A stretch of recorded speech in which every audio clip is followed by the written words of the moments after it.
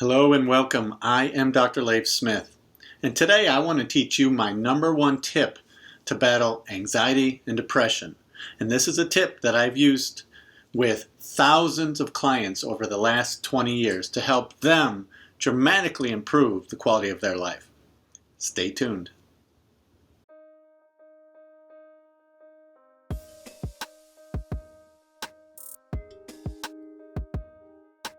Okay, so before I give you my number one tip to fight off anxiety and depression, I want to talk a little bit about why I chose this topic. I chose it because this issue is everywhere. I've been doing private practice for over 20 years now, and this is the number one reason people come to see me. They are fighting anxiety, or they're fighting off some form of depression. And so it's everywhere. And you know this, or you wouldn't be watching the video. And so if you have been battling anxiety and depression, both or one or the other, you're going to get a lot out of this video. If you haven't, if you're just stressed out, you're still going to get a lot out of this video.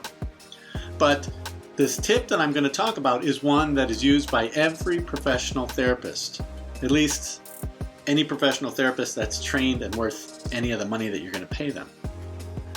So it's a tip right from the top, okay? This is something that people pay a lot of money for. And the reason I'm going to offer it to you today is because it's so life-changing. I remember when I was 21 and I learned this tip. I was getting over depression. I was getting over a severe depression. I was getting over a breakup. I was getting over feeling hopeless, having suicidal thoughts, not feeling good about myself. And when I realized and I made this switch and used this tip, everything changed for me. My entire life changed. And from that point on until now, at this point right now talking to you, I can say that most of the things that I have changed in my life have come because I've used this technique. And this is one that all therapists use when you go in to see them. Trust me, I don't care who you're seeing, they're going to teach you this tip if they are worth their money. Okay, so let's start by talking about paradigms. What are paradigms? Paradigms are simply ways of looking at the world. Here's the problem. First of all, we don't realize that we look at the world in a certain way. We don't realize that we look at the world in a reactive sort of way. For instance, we believe that life happens to us, right? We have bad luck. Women don't want us. Relationships don't work. We're just not going to be able to earn money. We'll never work our way up the corporate ladder. We're not athletic. It's not in our genes, right? And so we're walking around, and this is probably 90% of the population.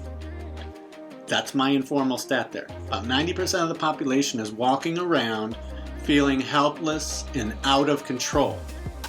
You think this causes stress? It causes a lot of stress. Here's the tip. You are not helpless and you are not out of control. Things do not happen to you. They happen. And then you choose how to interpret that. So what we're talking about here is a paradigm change. We're going to change the major schema, the major way you look at your life. I don't want you to be reactive. I want you to understand that if you're going to change things in your life, you need to change the way you view the world. In other words, life doesn't happen to you. Life happens, you make a choice, and then you get emotional and behavioral consequences that follow.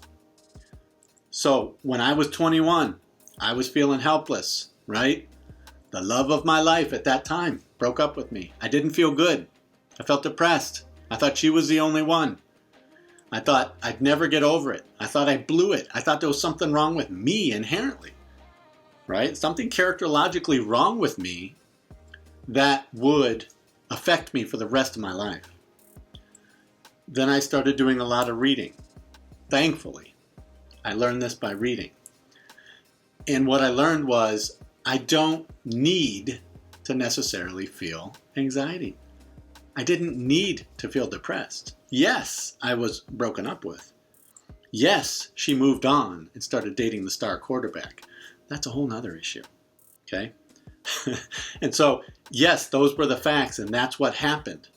However, I decided to look at things differently. And when I look at things differently, I changed the way I was feeling about what happened to me. So when I stopped thinking, woe is me, when I stopped thinking, oh, I have no choice in the matter, I'll never be happy. When I stopped thinking that way, and I started to think about things differently, and I started to be more optimistic, right? Every time you're broken up with, it means you are a free agent. And free agents are allowed to date whoever they want, right? So when I started thinking that way, I became a little bit more optimistic. When I started thinking about the fact that it was her bad choice, not mine. I wanted to stay together. She didn't. Maybe it was my humor. You think? Maybe I'm onto something. Anyway, when I started thinking about things differently, and when I stopped worrying about what she did to me, right? The choice to break up the relationship, and I started thinking about things in a way where I had more control over my emotions, I started feeling better. So how does this apply in your life? Well, first of all, I want you to think about everything that happens to you as a neutral event. In other words, what happens to you is neutral. The weather is neutral. It's not good or bad. People around you and how they treat you, that's neutral. They're just stimuli. Someone else's mood, that's a stimulus. It can activate you or it cannot. These things are all neutral. And what I want you to really bear down on and really focus on and start changing is how you think about what happens to you. When you start asking yourself different questions, for example, I like to ask myself the question of how can this help me? So, for instance, if I'm going through adversity and I ponder and I think, how can this help me? How can this make me better? What can I learn from this? I get better outcomes later on in my life. I feel more optimistic. I feel more in control as compared to the way I used to think, right? Which was, this is my fault. I screwed it up. I have no control in this issue. When I was thinking that way, I felt depressed. I felt hopeless. And when I changed my paradigm again, the way I was viewing the world, and I started looking at it differently, and I started asking different questions and framing events differently, I therefore started feeling different emotions. I started feeling more happiness on a daily basis, more optimism on a daily basis, more joy, more gratitude, all because I changed the frame of reference, not the event. You're not going to be able to control what happens to you in life. You are able to control how you choose to respond to it, believe it or not. Now, I understand you probably weren't taught this because I wasn't taught this either. I was taught that if something happens to you, you have to react a certain way. If you lose, you have to be unhappy. If someone breaks up with you, you have to be depressed. If stuff doesn't go your way, of course you're going to be miserable, right? Wrong. We have a choice, people. And I want you to start looking at things as neutral. Everything that happens to you in your life is a neutral event. And I want you to relentlessly focus on choosing how to interpret what happens. This is very important because what you're going to do is you're going to establish habits. And you're going to start thinking differently. And when you start thinking differently on a habitual basis, you will habitually change the way you're feeling day to day, and then week to week, month to month, year to year. This is how you change your habits. Again, I can't emphasize enough how important this is. Forget about what happens to you. Focus relentlessly on your frame of reference, on how you are looking at things. And I want you to ask yourself questions that empower you. How can this help me? What can I learn from this? What's good about this situation? One of the things I try to ask myself is, what's ridiculous or silly or funny about this particular instance? When I do that, I get different answers. I don't want the answers that I was asking myself when I was 21. I want the answers that I asked myself after that. I want the answers now. And I want to feel good. The world is hard enough, and enough is going to happen to you that's going to challenge you in your life.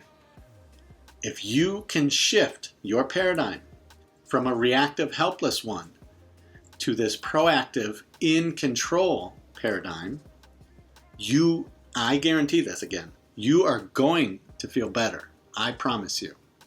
And that is my number one tip for today on how to battle anxiety and depression.